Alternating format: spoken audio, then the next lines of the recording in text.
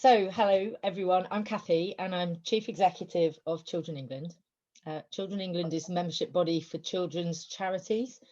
We started out 75, now nearly 80 years ago, as a collective of charitable children's home providers, sort of collectively managing the way through World War II, and started with a government grant to support the creation of the welfare state after the peace.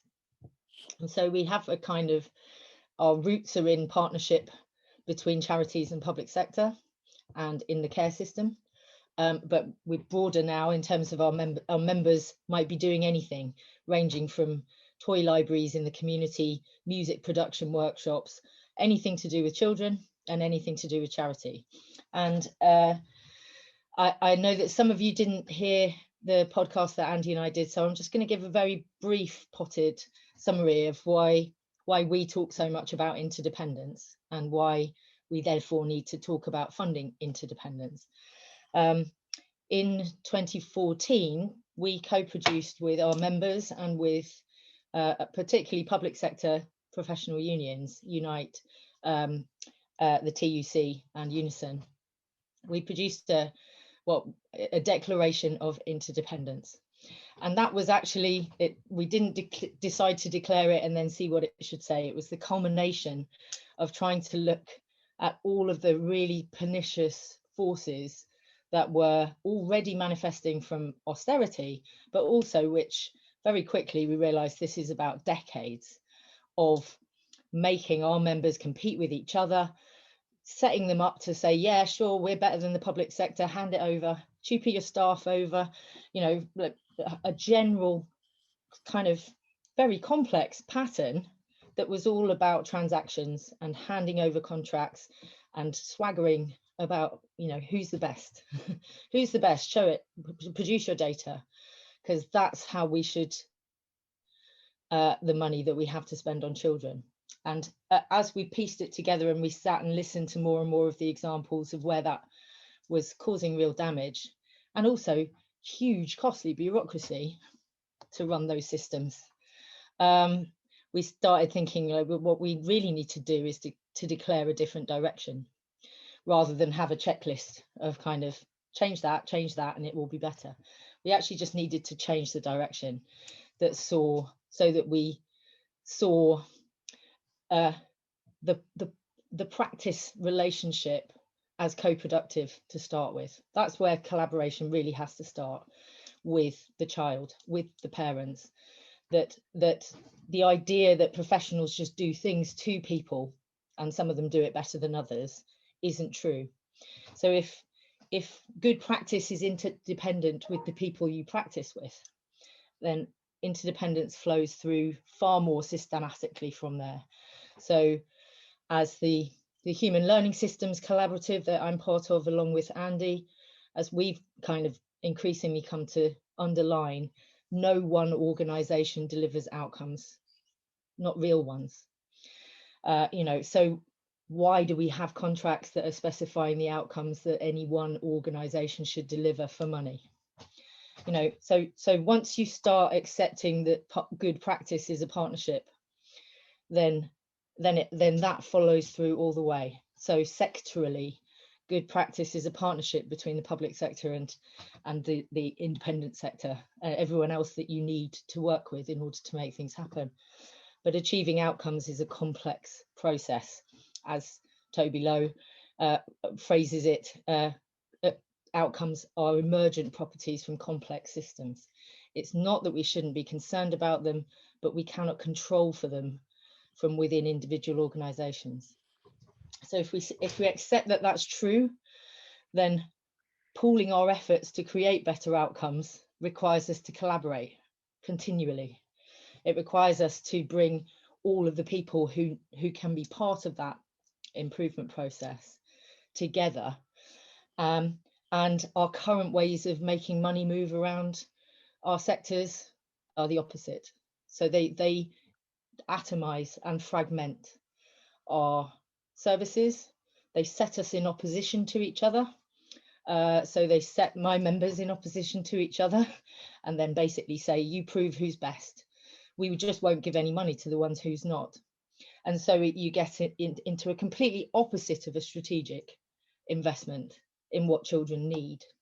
You get a kind of a whittling of what resources might be available to whoever wins a kind of a competition. So hopefully that would explain the sheer scale of the problem that we see. And I know that we focus, because of our members, on children and children's services, got particular concerns about what that's done in the care system, because it's a completely closed system.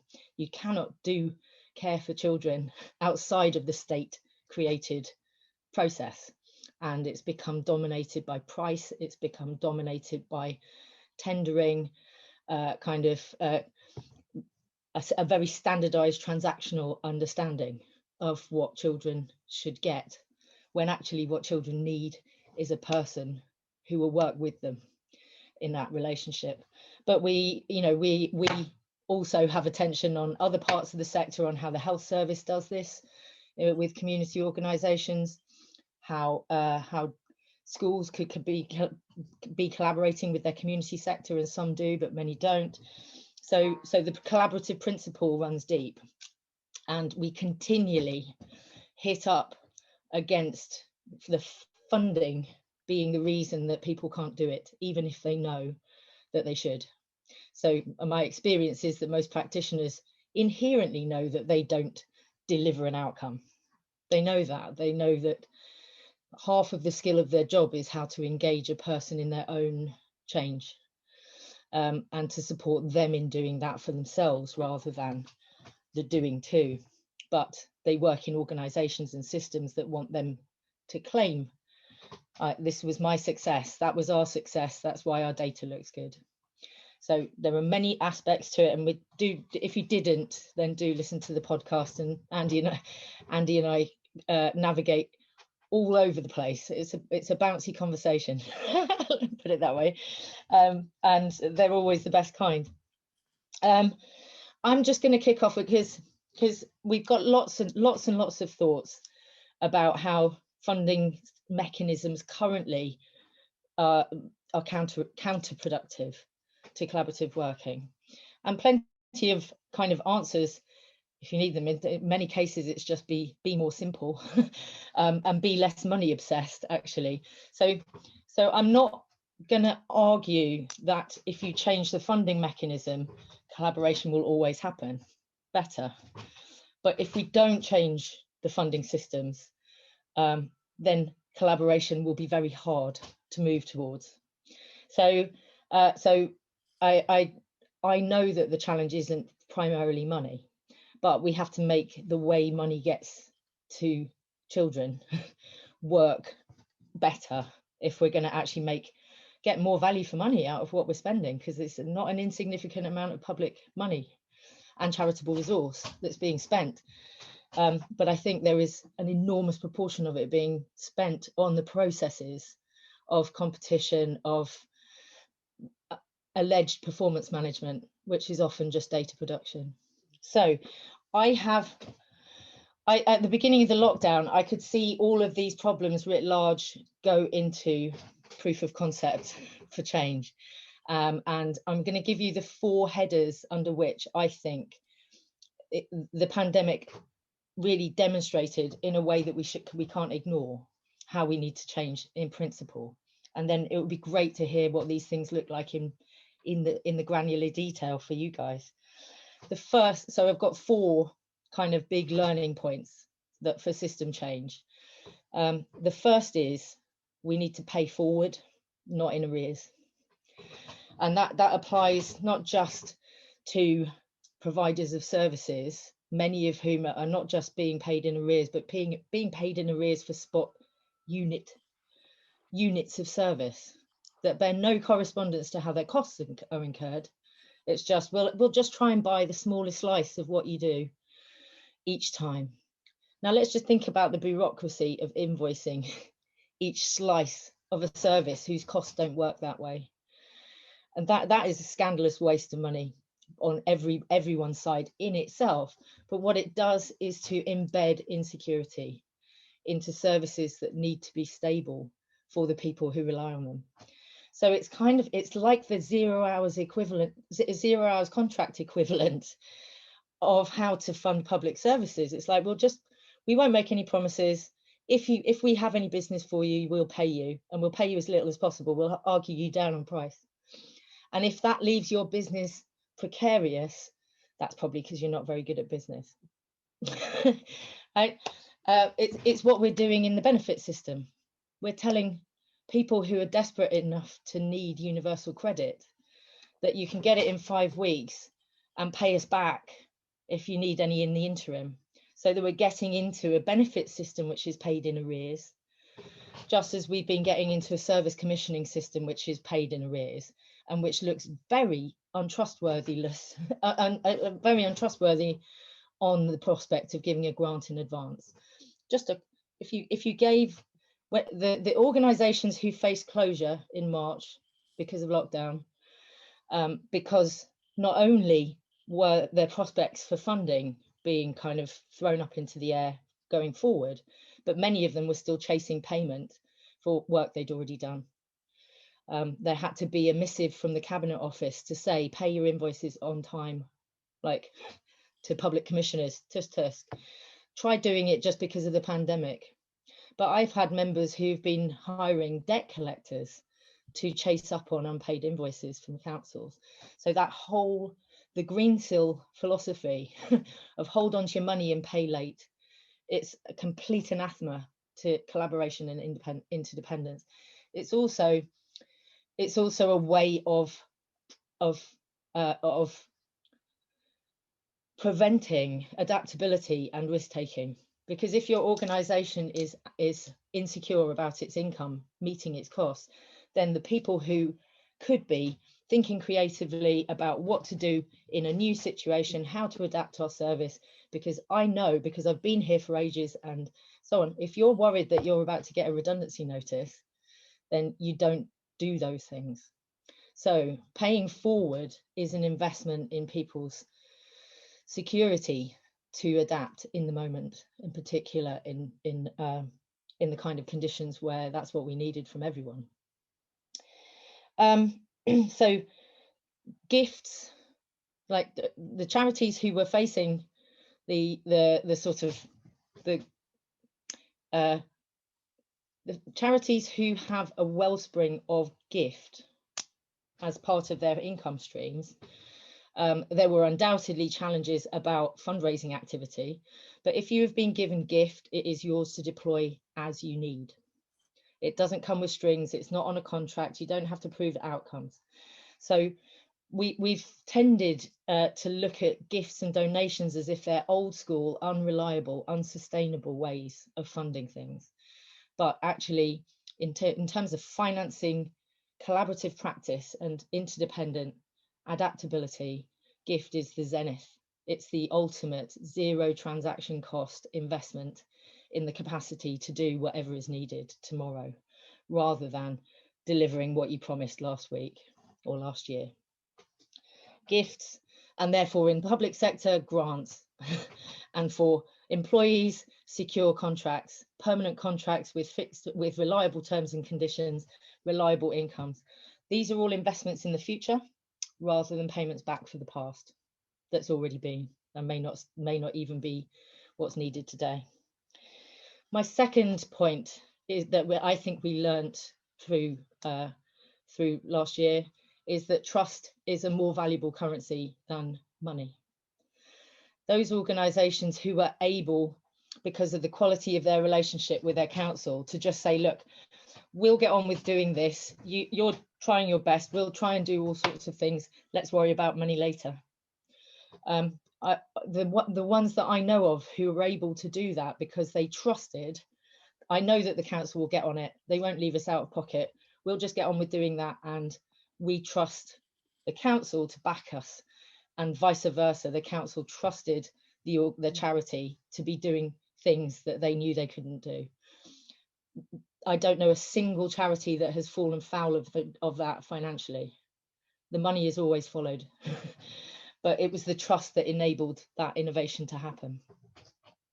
And similarly, you know, where citizens trust their council, where people trust the charity that they've been engaging with, you get that collaboration, you get that willingness to work in partnership and to adapt with the organisation. If there's no level of trust, then that's when all of the anxieties come in to say, I don't understand what you're doing and I'm not sure if I trust why you're doing it. So for me, you know, we've talked a lot in the charity sector about trust and whether it's dwindling, trust in charities, but equally there's a huge learning about citizens trusting their government in a time of emergency. There are people I know who know that their council was what kept them going last year. People who trust their council and saw all the efforts that they went to. Lots of things to learn about levels of trust in the different governments. So lots of signs of more trust in Welsh government and Scottish government than in the English national government. All of these things matter to get in collaboration and service responses up and running and adapting. So pay it forward. Trust is more valuable than money. We need to reward learning and adaptation, not compliance with delivery plans. So, you know, the thing that we really needed as soon as the chips were down last year was organisations who were willing and able to rethink how to be there for them, for their service users, not being tied into having one model. We just do this, and if we can't do it, then we can't deliver.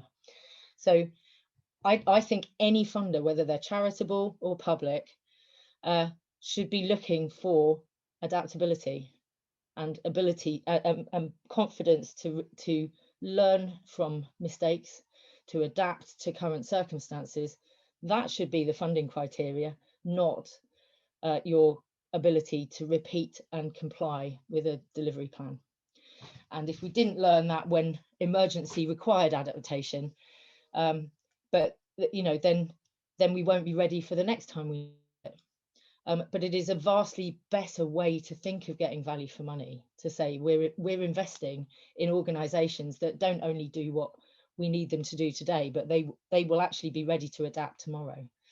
That's much better value for money than having a tariff availability of pre-specified units of service that might not be what you need tomorrow.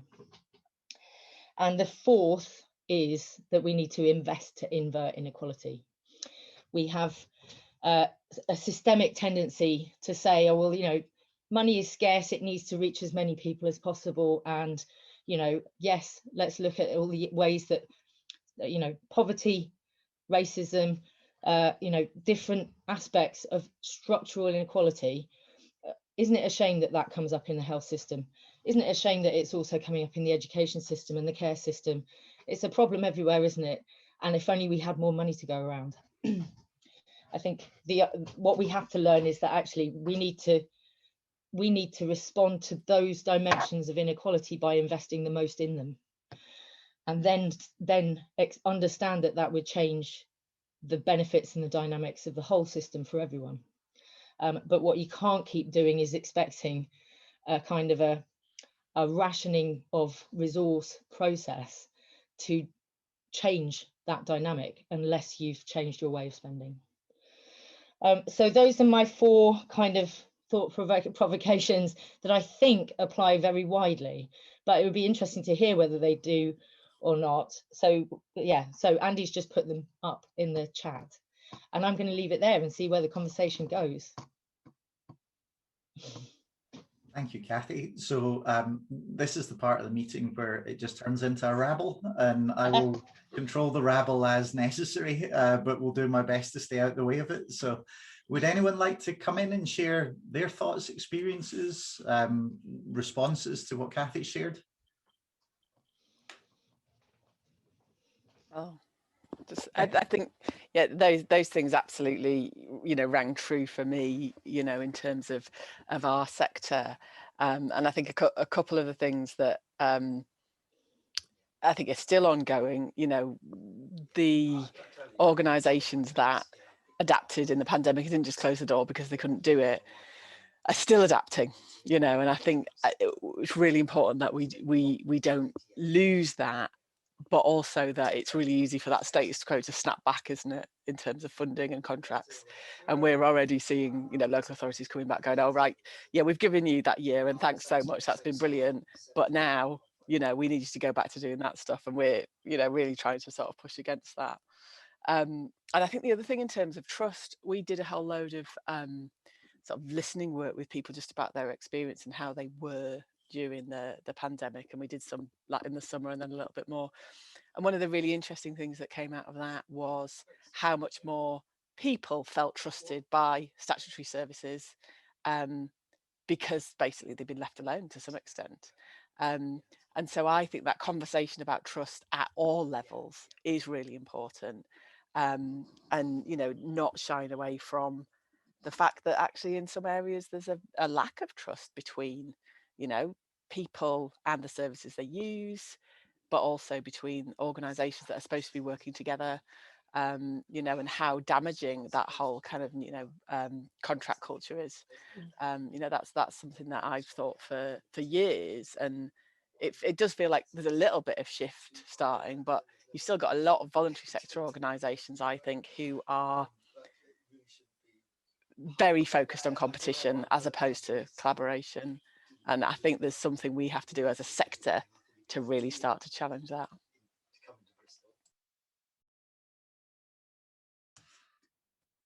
I'm trying to stay out the way. Anyone want to come in? Harvey. I think one of the things that's happened is that your ability to compete is equated with your ability to survive. And so I think what happens in all kinds of organizations, large, medium, small, private, voluntary, public, is corporate culture demands that the corporate body survives. So what you do is the purpose of the organization is to keep the organization going, rather than the purpose of the organization being to support the beneficiaries that it was set up to support. And so when the pressure's on from demand, when there's less money to go around, when you have to do all these daft bureaucratic things to get the money that you would like in order to do those things, everybody retreats into how can we survive, because by default we think what we do is important. And so everybody loses their focus, and so the competition actually divides everybody because everybody's competing to survive as well. Absolutely, Harvey. And I think, you know, and I think that connects really well with what Becky was saying. I am under no illusions from within my membership that there are many charities who've adapted so thoroughly to the competitive environment that it's something that they are kind of bought into too. even if not philosophically, even if they wouldn't publicly argue that competition is good, it's become written into their way of operating. And I've seen a couple of examples. This is between us, obviously, but it's going to go on YouTube, so I won't name names. But I've seen examples of where councils have made a non-competitive decision about giving a grant to a new initiative with one organisation.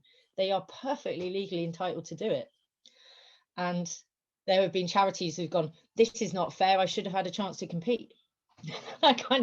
These are little moments where I kind of just think we have got a lot of work to do on the culture change, because that isn't because they believe I'm a business and you know, proof of my worth is that I should fight for everything. When I win, that's me being great. I don't experience people who overtly think that, but that's written into the kind of the DNA dynamics of what we've been doing to this way of thinking about public spending, this way of thinking about being entitled to try. You know, I'm entitled to try to get that money. When did you put it out to competition? How do you know that they're any good? And we do, I in the podcast with Andy, I do talk about understanding the dilemma for public commissioners about that, because it's become synonymous with fairness and transparency to say it's all a competition. If you won the competition, then that's fair and square. And you know, firstly, I think that's challengeable. Secondly, there must be other ways of being good public servants. But thirdly, and we don't talk about this nearly as much, but what it actually means is that we embed and reinforce unchanging, established business operations. So you'll get this narrative that says we have to do this to keep things fresh, to keep organizations on their toes, to make sure that we're encouraging innovation. You couldn't possibly just let these organizations have funding for 10 years. They would just get lazy and not do fresh things. But actually making it into a continual competition just says the more competitions you've won, the better you are at winning competitions, so you'll win more. And that is a way of reinforcing, not changing. It's a way of reinforcing that we don't need more competitors, we just need good ones.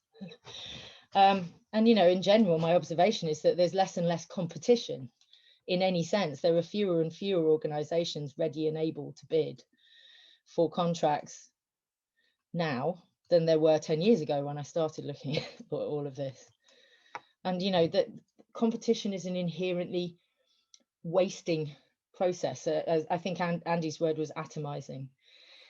And we see all these comparisons with the business sector. What we don't often talk about is how many companies close because they're non-competitive, and that's part of the ecosystem. Part of the market ecosystem is, if you have an idea, if you have a product, if you have a skill, get out there, compete with everyone else, and the customer will tell you whether you are the best or not. And if you're not, tough, that's market forces telling you you're too expensive, you're not good enough, we prefer something else.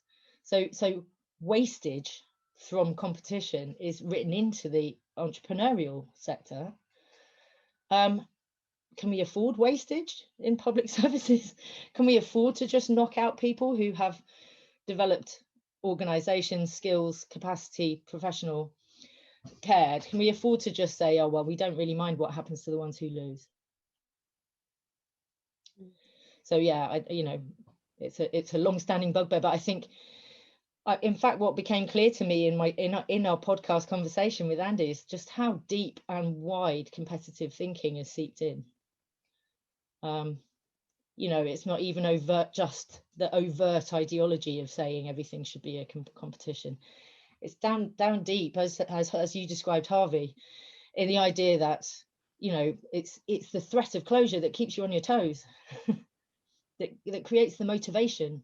And I've never met a social worker, I've never met a care worker who was motivated by company survival. It's not true, but that's the system we've wrapped around it.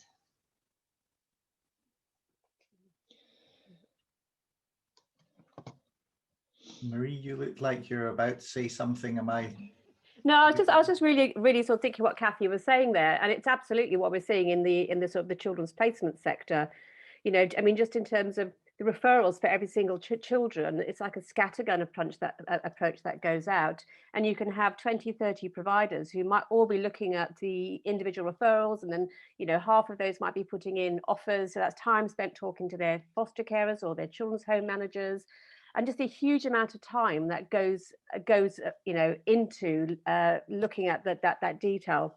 And as Kathy says, it's an immense waste of resources, really. And ultimately, the public sector have to pay for that. And I think as well, we're seeing a fragmentation of commissioning arrangements. Where local authorities may previously have been working together as a group of, say, 15, 20 local authorities, but then have started to separate to do their own thing and come together as an individual local authority or 2 or 3 local authorities. And questioning why they're doing that, they absolutely say that they can't get into the discussions they want to get into with providers unless there's a contract in place. So that's very much what Kathy was saying there. I think there's a huge tanker to turn in terms of getting the commissioners to understand and to realize what they can and can't do. And I think they're really worried about breaking any rules, really. There was in the world of reports that you wish you'd written and never quite happened, there was one that I had always planned to write with Toby Lowe, which was called The Price of Distrust. Because so many, it's not just about all of these insane transaction costs that we're creating to get a child into a placement. I keep trying to do what I said once, which is to attach a fluorescent marker to every pound being spent on the process of getting money to pay for the right provider. It's just extraordinary. But also it's like we've turned this into something like Hotel Trivago, as if that's better, as if that's more trustworthy. Like so what am I trying to say? You know, the conundrum is that many of these things, like competition and a lot of the regulation, and I'm not suggesting that there shouldn't be regulation, but things like having rigorous processes that don't allow for professional judgment. So here are all the rules and regulations about how to conduct a competition, and that process will make the right decision, not you, not a human being, not you, because we don't trust you to spend money on what children need. That's the competition is going to sort that out, so you have to do it like this. And not you, the provider, we don't trust you to just do what you said you would do, so we have to have loads of systems for checking that you're doing what you said you would do. And that means we have to have a contract that deep that lawyers get a lot of money for on both sides of the fence. You know, all of these ways that we've tried to wrap control around a lack of trust are furiously expensive. But the conundrum is that that makes it even harder to do the thing that is required in order to change it, which is to take a leap of trust. So, you know, for a council that understands that they want to move away from this, but has experienced all of their current providers as playing the market game, and therefore I don't know what the difference is between spin and honesty. That company feels like I don't trust it. That one, I think I might, but I don't know how to prove that. So instead, we'll just keep on this distrusting kind of mutual caution and distrust basis. And in that context, it's near impossible to take the leap of trust that it takes to say, should we just have a 10-year funded, like they said in Plymouth, should we have a 10-year commitment to work together and fund each other without doing this stuff again, and get on with doing that, so that we have stability that we can offer to our service users. And if we're all committed to learning and confronting each other about anything that's going wrong, that's part of our commitment. But we can't keep doing this every couple of years in order to be satisfied that you're all right. It's a terrible, if we looked at it properly, as the amount of money we're paying for the lack of trust in the partnership that should be between public and non-public sector, it's just scandalous. If you know, but the irony is that you need to make a trusting move first in order to generate the trust that would enable us to move away from it. And I think, Kathy, that trust it's a two-way thing, isn't it? I mean, Yeah. we see similar things from providers. You know, there's an example of a consortia that did enter into a 10-year framework contract, and it was a framework contract, so it wasn't guaranteed. But I think, you know, there was a lot of optimism there, thinking, well, this is great. You know, that's a 10-year relationship that we're going to have with these local authorities. And then 2 years into that 10-year contract, there were some different initiatives came in that sort of trumped the previous contract. So I think providers were thinking, well, why did we even bother doing that if there's something else that's going to come along to put that previous arrangement at risk? So yeah. Harvey. Sorry, Sam, I think first, and then Harvey. Yeah, go on, please. Yeah. I was just going to offer an example that I've experienced or witnessed of when there is trust and there is kind of not these strings attached. So I was doing some work. I mean, I wrote about this in a blog post before, so I'm sort of regurgitating that. But I was doing some work looking at domestic abuse services in the council I worked at the time, which was actually I won't say where it is, so I went along to this place, which was kind of like a drop-in place for women who'd experienced domestic abuse. And I didn't really know much about it the first time I went there. because what they were doing is helping me find some people to talk to, because I wanted to have conversations with people who'd experienced it. And I went there and I was just kind of blown away by the place, really. So it's like a place where women could go. When they turn up, there's no kind of sense of thresholds of turning people away. There was no criteria. You could be in the midst of it now, or you could have experienced some domestic abuse 10 years ago and want to come in and sort of talk about that experience with them. There was no forms to fill in when people turned up. They didn't have any kind of KPIs or metrics. And it was completely kind of down to the individual what support they give. It wasn't kind of, you know, put people through a production line or anything like that. They build relationships, people they'd welcome to this group, and there'd be tons of kind of peer-to-peer support as well. So it was a group of women, and some of the women had been going to this place for years and continuing to get that support, and then start to give their gifts away in terms of what they've given from their experience. And it was just, obviously the people there had been through an awful time, but as a place to go, it was a wonderful place. And if you did have metrics, I mean, from my understanding from talking to the women there, every woman I spoke to, their situation was much better than before because of the support they got there. And when I was chatting, one of the first times I was chatting with one of the people who run it, and by the way, it's really difficult to tell who runs it and who's attending there as well, is that kind of relationship. And I just was completely naive. So where do you get the money from this place? Like, do you get funded by the council or anything like that? She was like, no way. In terms of would they want to be funded, because it was a Salvation Army run. And I don't know really how the Salvation Army works, but basically they get funded by the Salvation Army. It's kind of a Salvation Army project. They get the money, which basically pays for the building. It was in a council where sort of half the local authority is very, very affluent, and they had lots of sort of wealthy support. So that's kind of fortunate for them, but there's no strings attached to this money at all. And I think it was just a really good example of what can happen when people are kind of just left to do kind of good stuff without having kind of metrics or, you know, all of the stuff that Kathy's been talking about in place. They didn't have any of that, and it was wonderful. I thought, in terms of support they provided. Thanks, Sam. It can be done. It can be done. And I think one of the things, you know, within the Human Learning Systems group, that's part of what we're really committed to, is collecting as many examples of, however well done or early, people trying to make these moves are so that each can share with the other. Because it's not about there being a new model to follow. It's about stripping away the old one and seeing where that goes. I mean, the thing I was struck by, you know, among many other things, it's really good to be talked through what it looks like in practice that's different.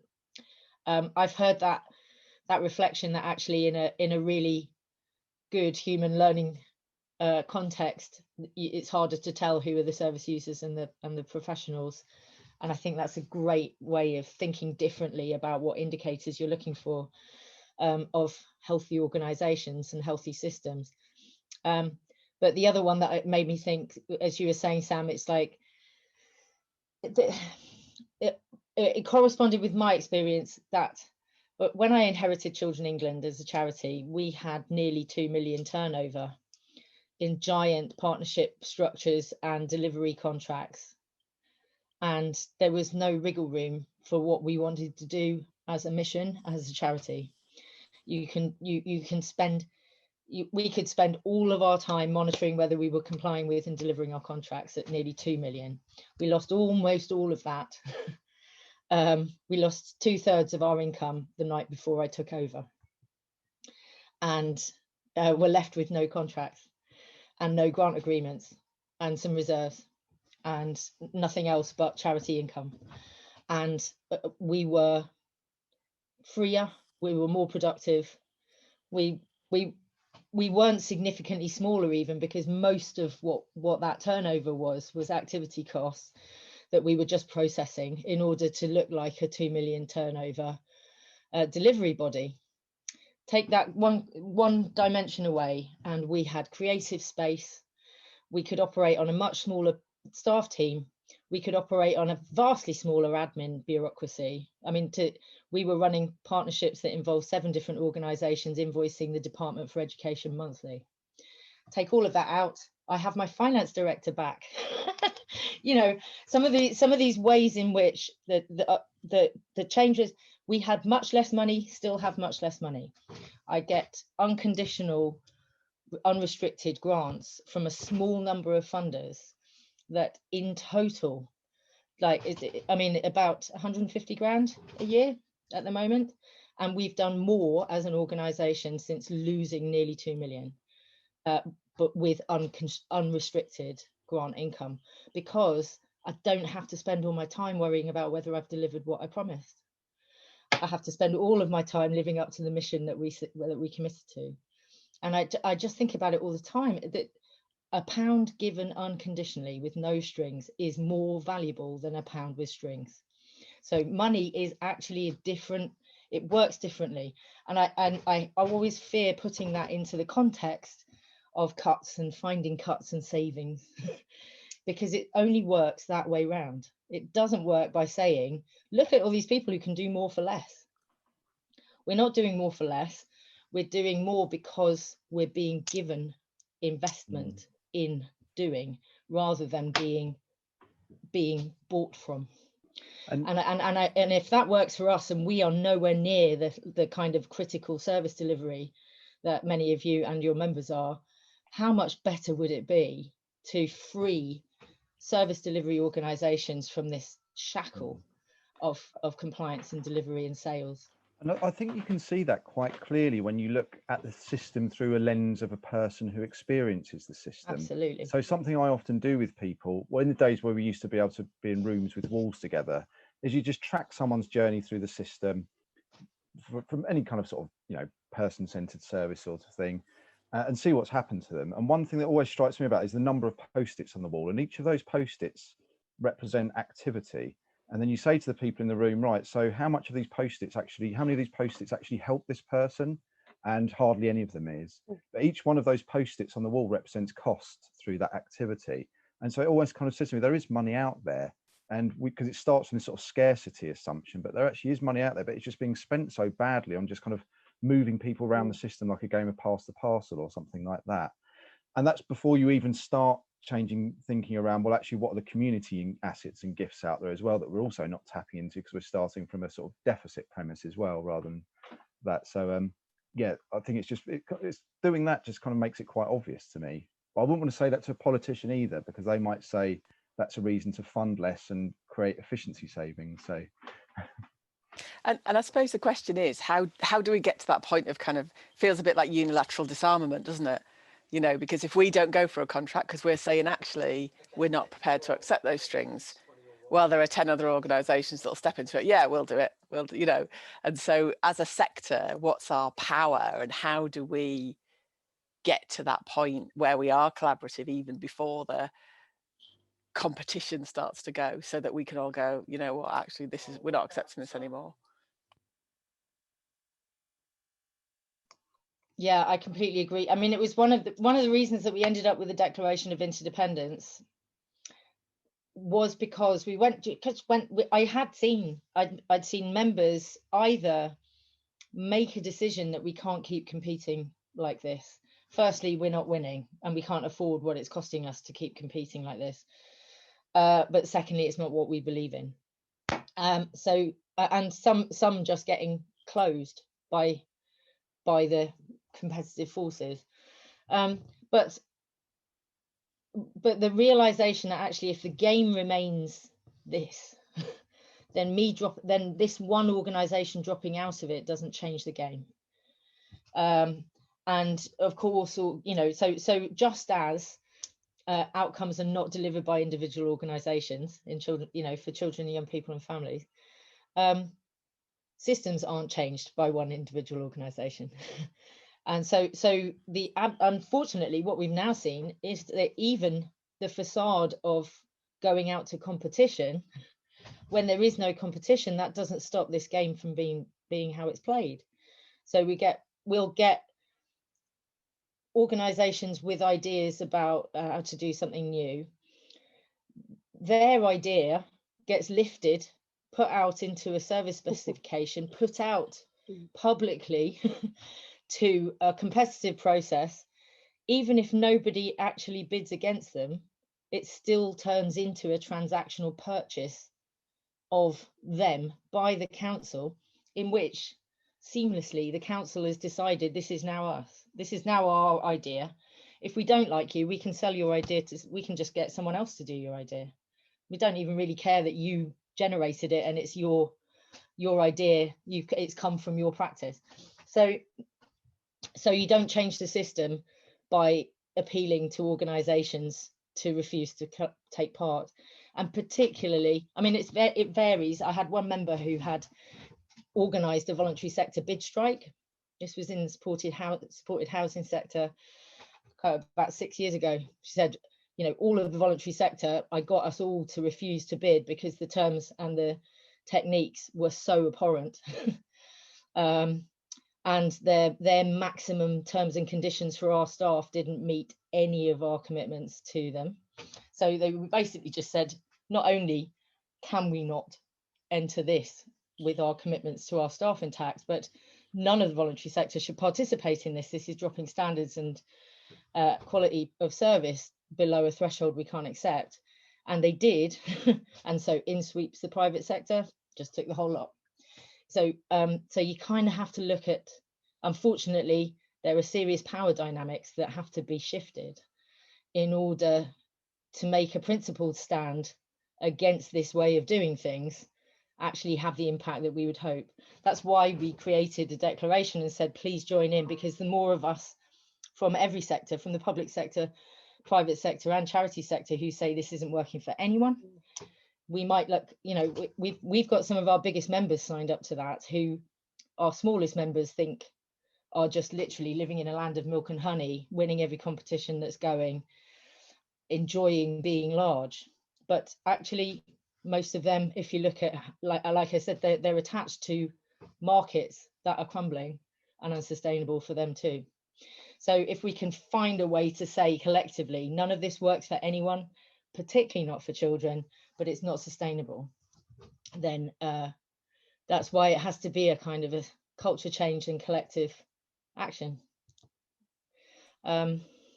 which can be very frustrating. But I guess the fact that it needs to be a collaborative change is written in the DNA of what we're talking about, isn't it? One organization just can't change it. So we kind of have to keep working out how to have these dialogues with everyone who sees it. Cathy, I've got a question for you.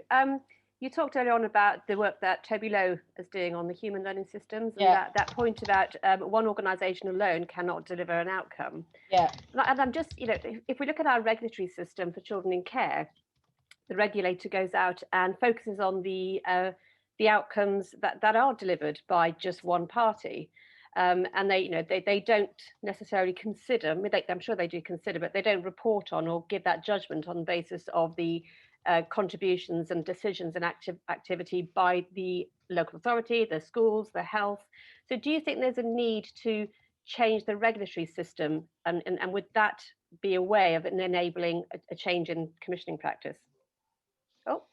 Oh, sorry. You still I there, was Cathy? just, Yeah. I am. I'm literally just trying to post something. There we are. And using the wrong keys, which appear to be making me disappear, but I am here. And actually, I've been typing that, and I know Marie and Harvey, you know about my children in charge ideas for rethinking the system dynamics for care placements. Morag, you might be particularly interested to see them in terms of changing the forces for the promise ideas. But so I think that the fact that Ofsted delivers inspection regulation, like the quality regulation, whatever we think about that, it was never meant to be part of a market mechanism. You know, so inspection predates any concept of markets in public services. My mum was a teacher all her life. She used to live in fear, but also reverence for the HMI inspection, you know, at school. And she had, in those days, there was, at least my impression is, there was a reverence for the seniority and significance of inspection, because it was conducted by people who had such long and illustrious careers in that job that they had become inspectors. So they were revered, not just feared. And I think I think Ofsted has become a bit feared but not revered. I'm not sure, it's become a bit of a kind of more of a tick box exercise of, here are the standards, you must comply. That's what we judge you on, rather than we're interested in you as the younger generations of what we have dedicated our lives to. So I always, just to keep using the example, my mum, when she retired from teaching, had set herself the career objective of becoming an Ofsted inspector. And it's not easy, like she did. And on her first inspection, she was told off for sharing advice with the head of history about how they could improve. And she just left immediately. She said it like, because she was told off for helping them to improve, helping them to, your job is not to help them to look better. She was so irate. But I mean, I always thought it was, bye Harvey, it's been lovely to see you. Thanks, Harvey. She always thought that it was a kind of an elder statesman quality control system in that sense. It's like we take the people who know how to run brilliant schools or teach brilliant curricula, and that's what we use to judge schools, because it is important that schools shouldn't just be allowed to run on whatever willy-nilly basis, but who's in a fit state to judge another school? It has to be the elder statesman of their sector. And that sense of a kind of an organic kind of poacher and gamekeeper coming from the same place seems to have become lost, I think, in inspection. So it's just become more about the control and the approval, and less about peers nurturing the skills and the standards of each other. And I know that certainly in schools, and I think also in council Ofsted inspections, there has been a lot of kind of focus on the idea that they need to have a peer inspection process rather than a kind of an external judgment process for supporting improvement. But yes, to go back to your point, Marie, I think there is a huge problem with the fact that an organisation that's designed to look at quality and day-to-day practice and the experience of the child has a four-point grading system, and isn't that handy for us to just map over into a numerical transactional commissioning process without any thought about the consequences of that, whether it's fit for that purpose. But my bottom line would be we shouldn't be doing numerical transactional commissioning and procurement at all. So I don't think it takes me to questioning Ofsted nearly as much as it takes me to questioning. Sure, yeah, I get that. Yeah. Oops, I'm sorry. But within that, just to say, within that children in charge proposal, my primary objective there is to rethink commissioning and funding of care. But one of the consequences of doing it the way that I've suggested we could is that you could create proper, real child-centered inspection that isn't about the building and the files and the compliance, but is about taking a child's whole journey through care and saying, if you're anyone who's been involved in this child's life, the social worker, foster carers, a residential setting, everyone is up for inspection on the basis of what happened to this child. There you go. To make the fear factor make the fear factor the fact that you should be as good as you can be for every child. Yeah. And take it out of this kind of really segmented, like foster care should do that, children's homes should do that. So that's one of the possibilities.